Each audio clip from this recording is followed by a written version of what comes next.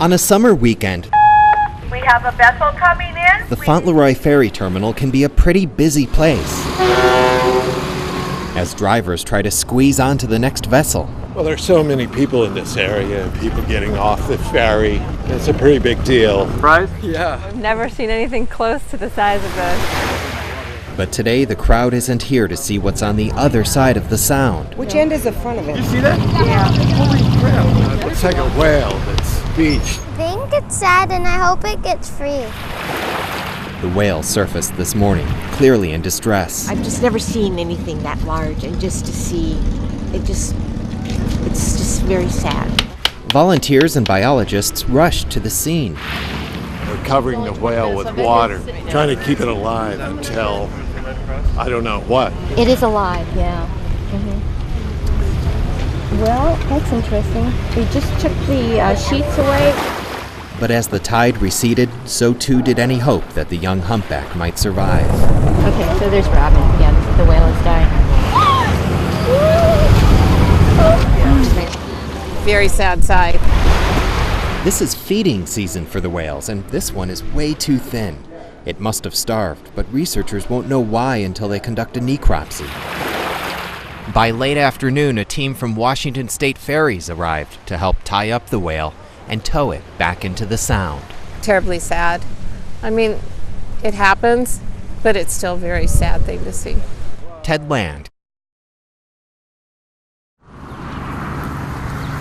It's a terrible shame. Enumclaw used to be such a nice community. So quiet, so peaceful. For me here, it started Monday. Dan Cleveland admits he may never be the same. I needed to see these beasts for myself.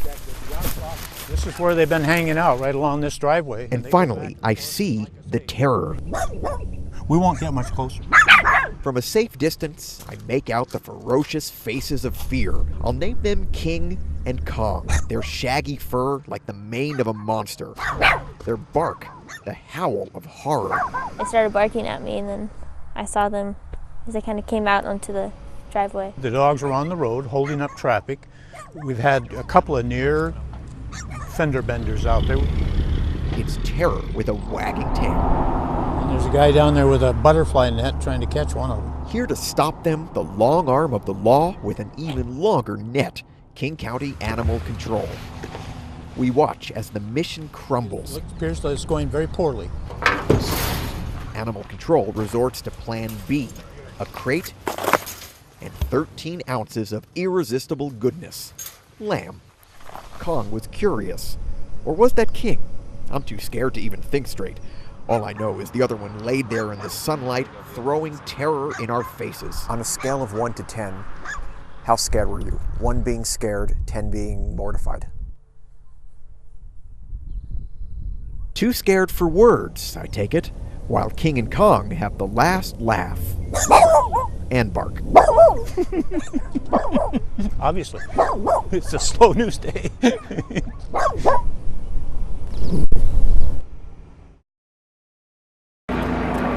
Uncertainty. We're all scared. Clouds the UW campus. I mean, I think there's a lot of people here who think that the system itself isn't necessarily broken. One named after a man, a president, the leader of an American revolution. I am tired of continuously feeling like a second-class citizen. So perhaps it is fitting here there's talk of that R word once again. This could be the start of a revolution. I'll say that. I'm not only the daughter of an illegal immigrant, but That's Paloma St. Louis, a grad student concerned about the recent election and a policy shift towards immigrants. I hope that we've gotten some people to listen and to consider and to see faces, that we are not some nameless, faceless community. We're your cousins, we're your neighbors, we're your co-workers, we're your peers. We're just as here as you are. It was a rally cry heard across the city at the high school named after another ex-president. Teens took off from class. I want my voice to be heard because with the votes, the popular vote won for Hillary, but the Electoral College elected Donald Trump. Marched through the streets of Seattle, blocked traffic. People coming out and speaking their opinion. This is no time for complacency. This is great. not everyone thought it was great. Documented folks are here to stay. Like at UW. And the guy who says this kind of rally prompts division. I literally just wanted to film. That's it.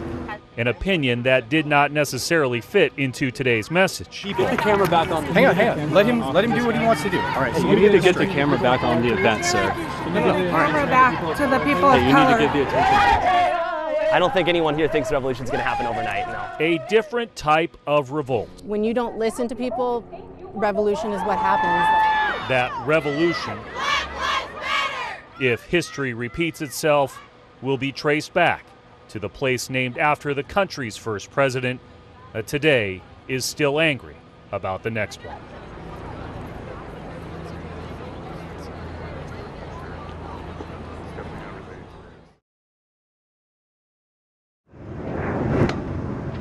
I don't know. I don't know why I haven't been allowed to go back. It's far from a concert hall, and it's certainly not a classroom. Where am I? I'm at a Shell station across the street from the Stanford Center. But on a strip of sidewalk that sits across the street from Seattle School District headquarters. Unforgettable. You'll find a choir teacher in every way, singing her own version of the blues. It's unforgivable. It is. It's time to move on. Carol Burton is sitting here. Yes, indeed. On this Wednesday night, not by choice. I'm not allowed on school property. Good evening. So as students at Garfield High School are inside, every day counts, addressing the school board on Burton's behalf. Give us our teacher back. Their beloved teacher, who was fired last year, waits outside. This is all the music I teach. Angry. I have all the music I did a year ago. It's all here. Ah!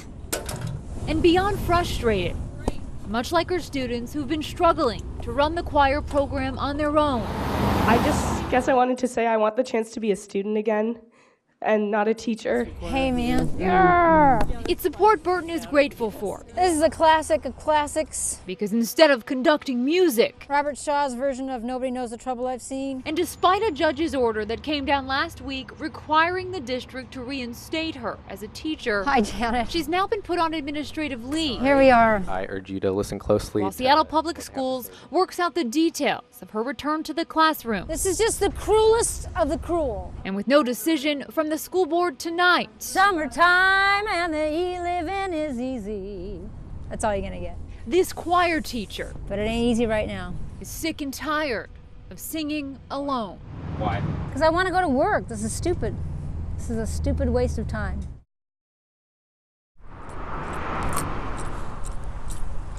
At a house of clocks in Linwood, let's take a second to talk about how we tell time.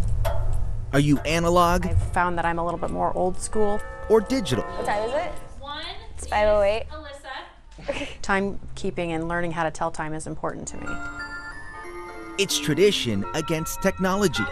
Easier looking at my phone. Oh, wait, what was the time for this one? And as technology advances, That would be 10, and then where's 40? it seems it's tougher for some youngins to read analog clocks. Okay, we got that one wrong. We got +0 on that one. Even teens have a tough time getting their arms around small and big hands. Go! It's me! This race at Bellevue's Boys and Girls Club is where timekeeping and competition collide. We kind of had an accident. Last week, an online watch retailer asked the kids here to take a time-telling test. Count it out. Nope. Only about a third Keep messing up. passed. It's been like 5 years since we learned this, so we're a little bit rusty. Wait. Whoa, buddy. Consider this a refresher course for the kids and the adults. Do not put that on there. No, you said even you have to cheat? Even I have to cheat. 6. These games and the online retailer's promise of a watch donated to them is enough to keep their attention for now. And I don't really have to think about it. So there's new school, there's old school, It's definitely generational. then there's This is a little bit older school than what my daughter calls a round clock. This is a sundial here at Gasworks Park in North Seattle. Daniel Winter tried this ancient technology. It should be about 10:15. It did not come second nature. Ooh, I'm a little slow, 10:45. Oh well, I got nowhere to go. Now he knows how his 7-year-old daughter feels. If you show her a round clock, she stumbles and she's like, and then she'll run and look at the stove. But Daniel asks, Who cares? I don't really think it's important. As long as you get places on time. You grow up doing things a certain way, you feel that it's important that your children learn that way too. This change stuff for you? Yes. There's no doubt times are changing. And as the clock marches onward, the past tries to survive in the present. Technology is taking over, it's true. With photojournalist, I'm Ryan Takeo, News. It's a red, white, and blue kind of day. Flags, flags, and more flags. Everywhere you look, it seems Old Glory is there, reminding us of what's important. I take a look at what the country's given me. It's given me freedom. It's given me the choice to live my life the way I choose it.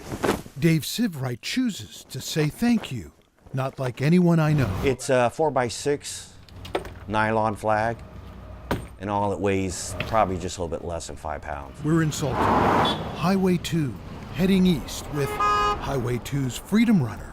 That's what people around here call him. Proud of my husband for doing his part. Dave's wife, Christina, is his biggest fan. I said, how can you not love that?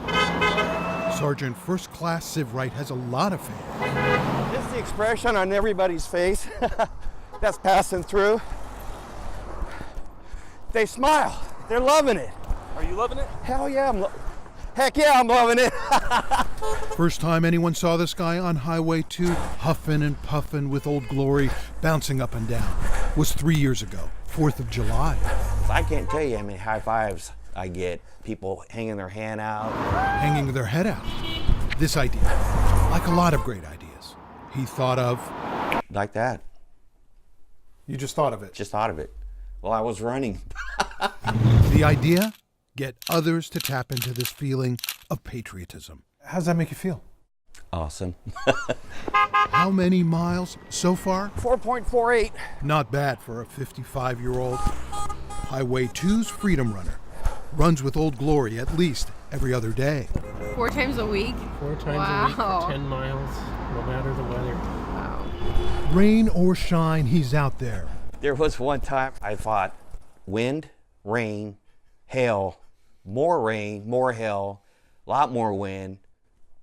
It is what it is. This is not a fair weather patriot.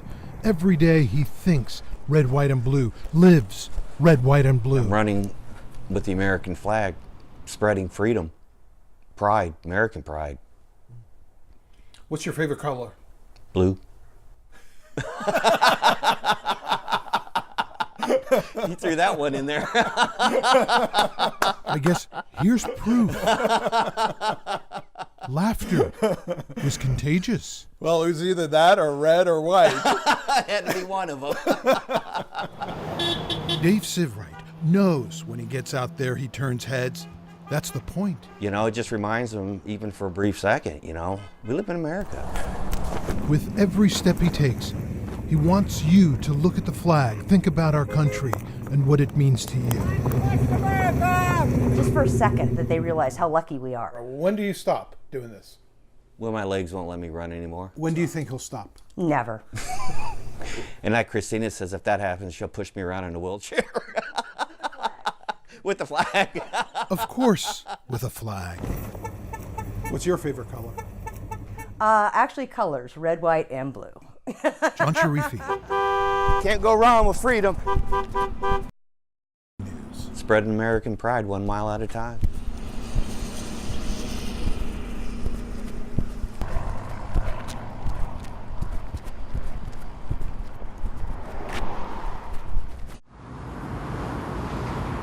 At home at this Pacific apartment, 9-year-old Austin Holt I can see myself perfectly fine. was more excited about breaking the fourth wall Except for the fact that there's a big black dot right in the middle of me.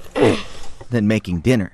I like any type of technology. And even though our camera intimidates most people, Trying to figure out why the camera's all fuzzy. it didn't take long for Austin to start inspecting it. But during our interview, the story's focus was clearly tough for him to talk about.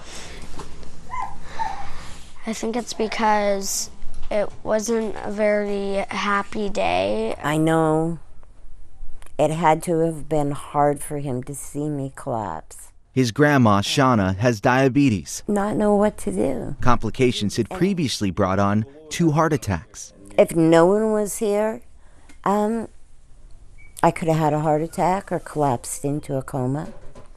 Very serious consequences. I was afraid. It must have been pretty scary. He can always come sit by me. Shauna wanted us to play the 911 recording. Let's hide the Kleenex, yeah. From that December day when she fell by the apartment's sliding glass door. Hello, my grandma is passing out. Is she awake right now? No. Okay, I'm going to get some help to you. I want you to stay on the phone with me, okay? Is Grandma breathing right now? Yes. You're doing a great job. I want you to stay on the phone with me, okay? Austin did. Well, you just had all the answers. I hear the fire department. Okay, they're going to come and help you. Okay. Wow, you were really being brave and organizing everything. Man, good job. No wonder you're getting this award. Oh, right, the award. Thursday, King County gave Austin the 911 Hero Award. The dispatcher he talked to in December, the one presenting the award today, Austin did everything right. says Austin communicated better than most adults. You got to give credit to his mom and grandma for preparing him to talk to a 911 dispatcher. You don't have to be afraid of them. They're just there to help. So I'm gonna give you the sword, isn't that cool? I'm gonna put it on you, okay? But being celebrated for one 911 call doesn't take away the fear of possibly having to make another. The fear of having it happen again. For me and for him. I still am a little worried. We all hope that doesn't happen. Shauna says if it does, she knows who she hopes calls. No, you're making me cry.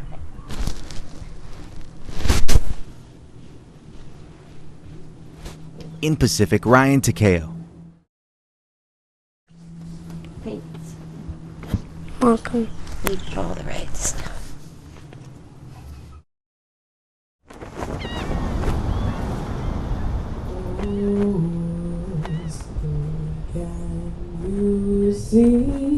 In the dawn's early light, you can see a significant piece of American history.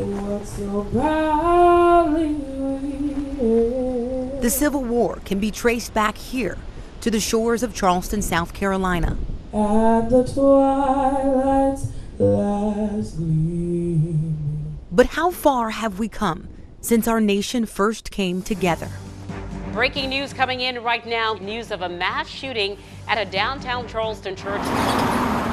There was a meeting inside Emmanuel AME Church, and we understand that a shooter went inside that church. In the midst of a Bible study, someone would have the audacity to come and kill people in the midst of a Bible study. The church world was attacked. The community was attacked, and America was attacked. In this land that we call free, what will it take to drive out the darkness of hate? The pain from that day rippled across the nation. It can be felt 2,500 miles away from South Carolina on Tacoma's hilltop at Allen AME. It hurt my heart, and it still do. It brings tears to my eyes.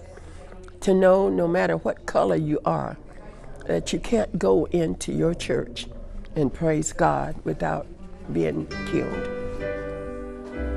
The doors of the church are open. You can come right now and you can join the church right now. But this tragedy did not shake the faith of this congregation. I'm not going to run. I'm going to continue to come to my church. The tragedy gave them a new mission to drive out hate. We were instrumental in pushing forward forgiveness and forgiving even the shooter himself for what he had done. The pastor of this church wants to deliver that message and the story of Charleston to his community and help his community heal.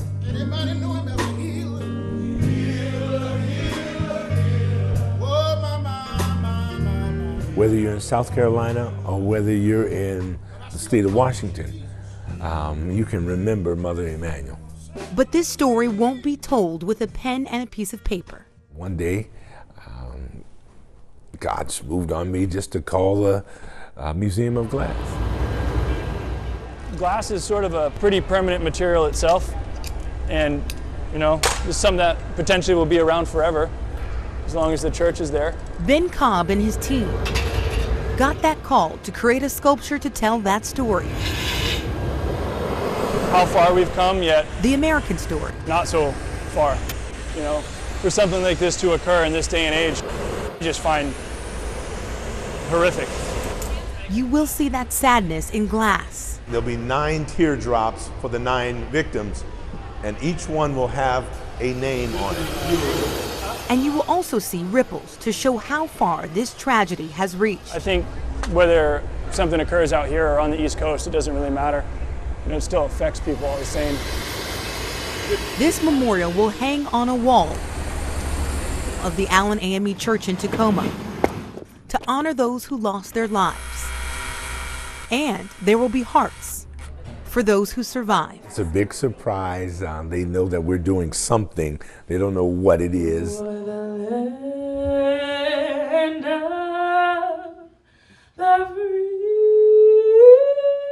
Two women made it through that night in Charleston.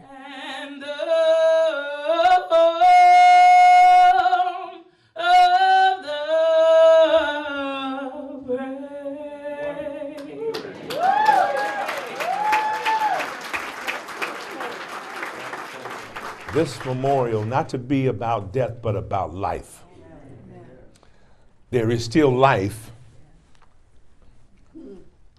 after Charleston, South Carolina. That life, Miss Felicia Sanders and Miss Polly Shepard, 2 survivors, were in Mother Emanuel the night their loved ones were shot and killed. On June 17th, I lost my aunt, my son, and a cousin. And even though months have passed, there is still pain from that loss and the inability to answer the one question that was posed to a killer. Why are you doing this? We mean you no harm. And I want to say that all the days of my life, I want to send that message out. We mean you no harm. And even though it may seem hard to forgive someone who carried out an act of hate, the response to that hate, when you look at Matthew the 6th, can be found here. Give us this day our daily bread, and forgive us of our own trespasses, as we forgive others who have trespassed against us. Let's count it down from 5, 4, 3, 2, 1. Ladies and gentlemen, the word for peace, forgive.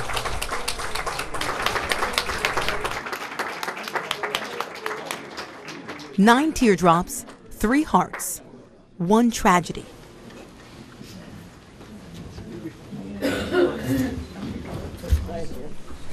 Bless you. Amen. It was something that was. Thank you. It was We're going to fight to the finish. I don't know what the end's going to be, but I tell you one thing, we're going to be there fighting. Let all the God's people say. The darkness of the immediate past has taught those here present in the perilous fight that faith, love, and forgiveness will be the only way to bring life. With photojournalist, I'm Jenna Hancher. News. Come on, give God some praise in here.